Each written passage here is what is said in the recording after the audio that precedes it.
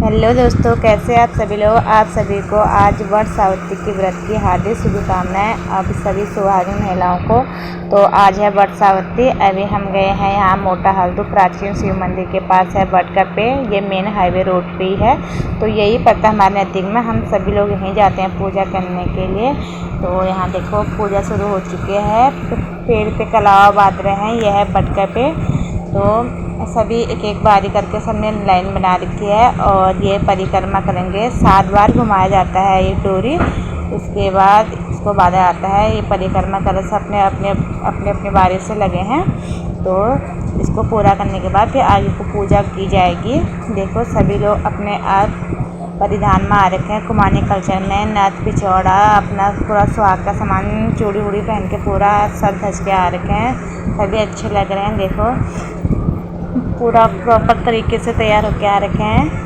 तो मैं इनको दिखा रही हूँ आप लोगों को। बने रहेगा मेरे ब्लॉग में। ब्लॉग को पूरा एंड तक देखिएगा। तो इसके बाद परिक्रमा करने के बाद यहाँ पर अभी जल चढ़ाएंगे।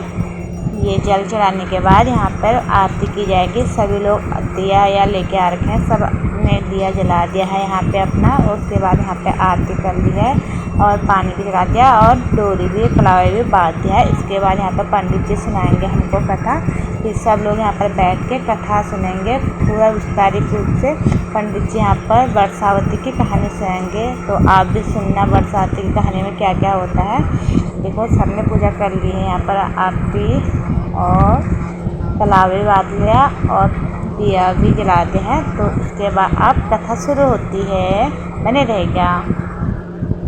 सारी बातें नारद जी के सामने भी दोहरा दी। तब नारद जी बोले कि सत्यवान एक गुणवान रूपवान सदाचारी सज्जन युवक है, परंतु विवाह के 1 वर्ष बाद ही उसकी मृत्यु हो जाएगी। इसलिए हे सावित्री, तुम अपने लिए पुनः किसी अन्य व्यक्ति को चुनो। सत्यवान अल्प आयु कम उम्र वाला है।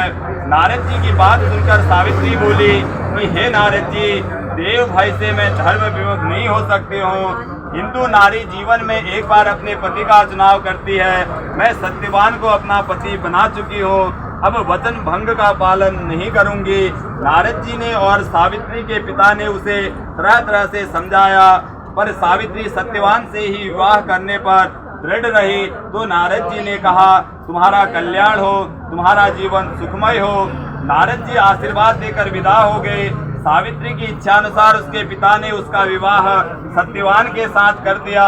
सावित्री को ज्ञात था कि 1 वर्ष बाद उसके पति की मृत्यु हो जाएगी।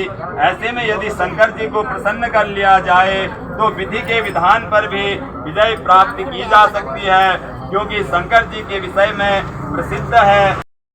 तीव्रता से कठिन व्रत उपवास कर भगवान को प्रसन्न करने में लग गए। अतः सावित्री की भक्ति से प्रसन्न होकर भगवान शंकर उसके सामने प्रकट हुए और बोले कि हे सावित्री, मैं तुम्हारी भक्ति से प्रसन्न हूँ, मुझसे मनोवांछित वर मांग लो। तब सावित्री बोली, भगवान, मेरे पति की आयु के 2 ही दिन शेष हैं, कृपया उनकी जीवन रक्षा की युक्ति बताइए। तब भगवान शंकर बोले, कल जेठ मास की अमावस्या के दिन भक्ति पूर्वक वट वृक्ष की पूजा करने से तुम्हारी सभी मनोकामनाएं पूर्ण होंगी। सावित्री ने वट वृक्ष की भक्ति पूर्वक पूजा की और रात्रि जागरण किया। दूसरे दिन प्रातः काल जब सत्यवान जंगल में लकड़ी काटने जाने लगा तो सावित्री भी उसके साथ चलने की हट करने लगी। इसी प्रकार सास ससुर को राजी कर सावित्री ने पति को भी मना लिया और उसके साथ जंगल में स्वयं भी गई। लकड़ी काटने के लिए सत्यवान एक वृक्ष पर चढ़ा। एक डाल को काटने के लिए कुल्हाड़ी चलाते ही सत्यवान का सिर दर्द करने लगा। वह वृक्ष से नीचे उतर आया और सावित्री से बोला, मेरे सिर में पीड़ा हो रही है, मैं आराम करना चाहता हूँ। तब पतिव्रता धर्मपरायणा सावित्री चिंतित होने लगी। सत्यवान, हे धर्मराज, मेरे अंधे सास ससुर फिर से नेत्रवान हो जाएं। धर्मराज एवमस्तु कह दिए। सावित्री ने अपने सास ससुर का खोया राज्य लौटाने की प्रार्थना की। धर्मराज ने इसे भी स्वीकार किया। तो अंत में सावित्री ने तीसरा वर मांगा कि वह पुत्रवती हो जावे। धर्मराज ने तीसरा वर भी स्वीकार कर लिया।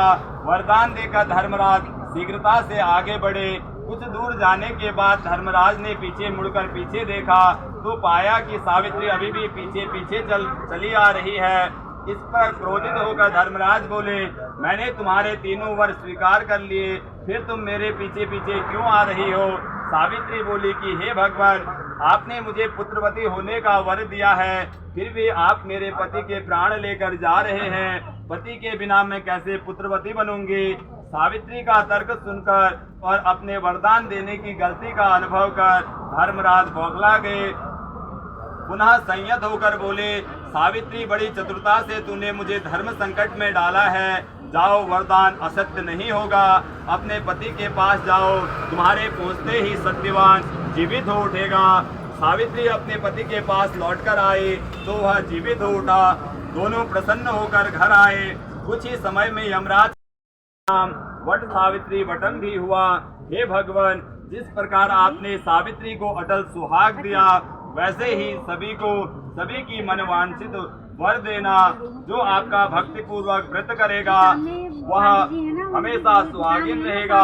सावित्री के पिता को पुराने श्राप से मुक्ति प्राप्त हुई। सावित्री के पिता अश्वपति को भी स्वपुत्र प्राप्त हुए और सावित्री सत्यवान ने भी स्वपुत्र प्राप्त करके दीर्घायु तक राज्य होगा और अंत में वैकुंठ सिधारे।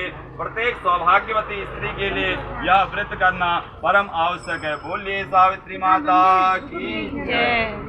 यहाँ पे कथा संपन्न हो गई है। उसके बाद पंडित जी को हम ये कपड़ा ले जाते हैं। यहाँ पे साड़ी ब्लाउज वगैरह जो भी है वो पंडित जी को यहाँ पे दिया जाता है और साथ में दक्षिणा भी दिया जाता है। सभी लोग थैले में कपड़े ला रखे हैं पंडित जी के लिए। साड़ी आड़ी मतलब जो सुहागिन महिलाओं का जो कपड़े होते हैं, धोती ला रखे हैं, उनको देंगे पंडित जी को यहाँ पे। और उसमें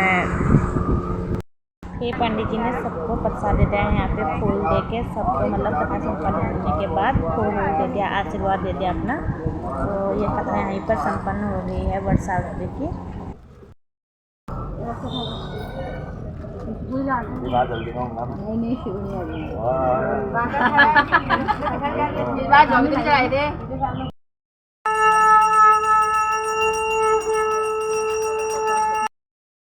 पंडित जी ने बोला है कि वट के पेड़ से सभी लोग अपना आशीर्वाद लेके जाइएगा। यहाँ पर से सभी लोग यहाँ पर से भगवान जी का वट के पेड़ से आशीर्वाद लेते हैं।